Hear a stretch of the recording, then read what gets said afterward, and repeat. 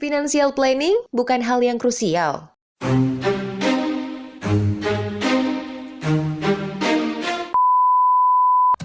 Kalender baru memasuki pertengahan bulan, tapi saldo ATM sudah menipis. Atau niatnya berhemat tapi baru awal bulan udah make paylater. Apakah Yeuter termasuk kaum yang niatnya nabung, bahkan investasi, tapi ujung-ujungnya bingung kemana sih perginya uang bulanan dan juga gaji? Kalau jawaban kamu iya, artinya Yeuters termasuk kaum yang menganggap financial planning skill bukanlah hal yang penting. Financial planning bukannya untuk mereka yang sudah memiliki income yang cukup besar saja. Jangan salah, financial planning skill justru menjadi salah satu skill yang mesti kita kuasain sejak masih muda. Gak cuma Yeuters yang udah bekerja aja yang perlu menguasai skill satu ini. Tapi kamu yang masih sekolah atau kuliah dan mendapatkan uang bulanan bisa menerapkannya juga loh. Financial planning perlu dikuasai agar kita bisa mengontrol income atau pemasukan dan juga expenses ataupun pengeluaran kita dengan tujuan untuk mencapai tujuan hidup. Baik itu punya tabungan yang gemuk, menaikkan kualitas hidup, kuliah S2, beli rumah, berbisnis, buka toko, menyenangkan orang tua, membangun keluarga baru, hingga memiliki peace of mind dan mencapai financial freedom. Gimana sih cara simple menguasai financial planning skill dan menerapkannya dalam kehidupan sehari-hari? Welcome di Udah Tahu Belum? Tempat kamu dapetin inspirasi di usia muda. Kita bergerak dari definisinya yuk. Financial planning adalah proses penyederhanaan pendapatan, pengeluaran, aset, dan berbagai kewajiban rumah tangga untuk mengatur kebutuhan di masa sekarang dan juga masa depan. Penyederhanaan tersebut tentunya bertujuan untuk mencapai tujuan finansial yang ditentukan oleh masing-masing individu. Perlu dipahami ya Yeuters, bahwa financial planning merupakan proses yang terus berlanjut. Selama manusia hidup, maka selama itu pula ia harus membuat perencanaan keuangan untuk memastikan kondisi perekonomiannya tetap stabil. Jika satu tujuan finansial sudah tercapai, maka akan muncul tujuan lain yang jauh lebih besar. Tidak hanya itu, tujuan finansial juga cenderung berubah-ubah sesuai dengan kondisi finansial seseorang, tahapan kehidupan, dan juga kebutuhannya. Yang sering terjadi adalah kita suka nggak disiplin nih dengan rencana keuangan yang udah kita buat. Atau kita nggak begitu paham financial planning. Akibatnya, belum gajian, duit di ATM sudah mengering. Yeuters terkena jebakan finansial salah satunya karena fear of missing out atau FOMO. Kamu pun memilih untuk menghabisin duit kamu demi nggak FOMO. Rasa tersebut secara tidak langsung membuat kita anak muda sering melakukan pengeluaran secara tak terduga lewat impulse spending. Selain itu, Yeuters, jebakan finansial itu juga bisa datang dari sukanya kita terhadap experience spending dengan rutin ngumpul dan juga nongki bareng sama teman-teman demi mendapatkan experience yang lebih. Tidak sedikit juga Yeuters sampai ikutan nyicil sesuatu, bahkan make paylater demi bisa up to date. Nah, kalau udah terkena jebakan finansial gini, kapan bisa ngewujudin impian finansialnya? That's why Yeuters selalu bingung dan bertanya-tanya, duit gue habis kemana aja ya? Perasaan baru gajian deh.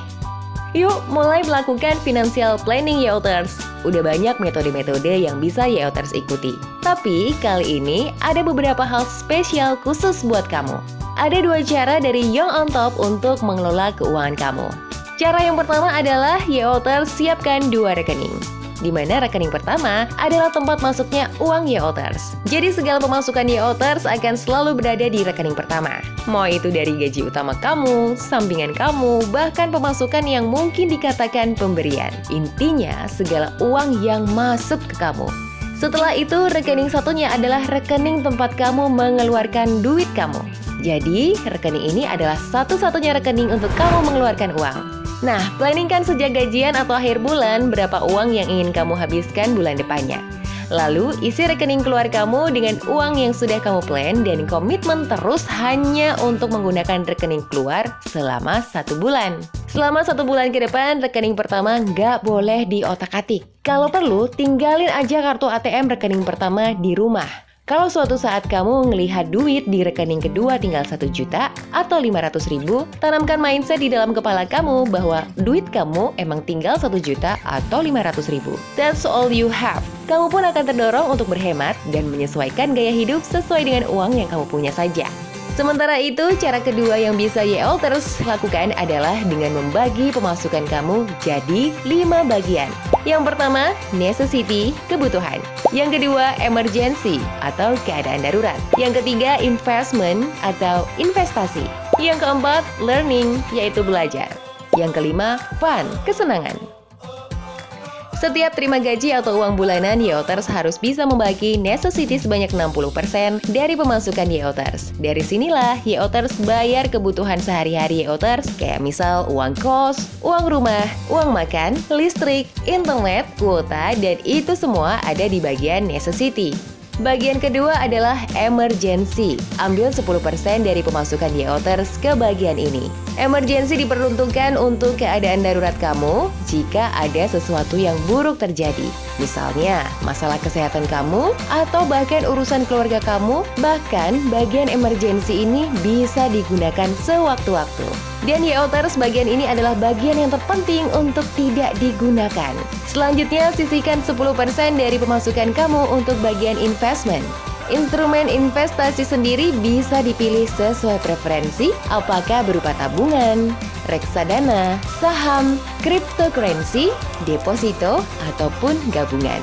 Jangan lewatkan investasi sedari muda ya YOLTers kalau kamu mau hidup enak di masa depan. Bagian keempat adalah learning. Jumlahnya 10% juga dari pemasukan YOLTers. Bagian ini untuk segala kebutuhan belajarnya YOLTers, seperti pergi ke event, kelas online, coaching, seminar, dan lainnya. Dan yang terakhir adalah bagian fun. Ini juga 10% dari pemasukan YOLTers ya. Di sini baru YOLTers gunakan 10% untuk segala sesuatu yang YOLTers inginkan. Entah itu beli makan, shopping, pergi jalan-jalan yang intinya untuk YOLTers konsumsi sendiri dan nikmati sendiri.